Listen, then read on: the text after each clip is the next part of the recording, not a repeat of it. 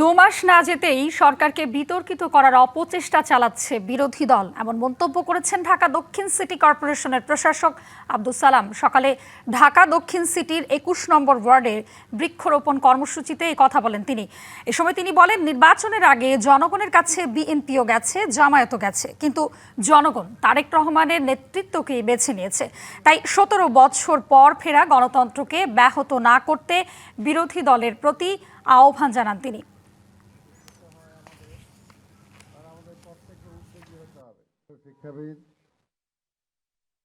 সবাইকে বলবো, সরকারকে সহযোগিতা করেন, সমালোচনা করেন। সমালোচনা করার আগে তো কাজটা করতে দিবেন। এখনো কাজ শুরুই হলো না পুরোপুরি, এখনই সমালোচনা শুরু করেছেন। তাই আমরা বলবো যে আজকে গণতন্ত্রটা দীর্ঘ ১৭ বছর পরে অন্তত গণতন্ত্রটা ফিরে আসছে। এই সময় গণতন্ত্রটাকে আবার ব্যাহত করেন না আপনারা। নায়াসিনামাইড ও স্যালিসাইলিক সমৃদ্ধ লিলি ফেস ওয়াশ, যা ফেসের ডেড স্কিন সেল দূর করে দেয় দ্বিগুণ ফাস্টার ব্রাইটেনিং।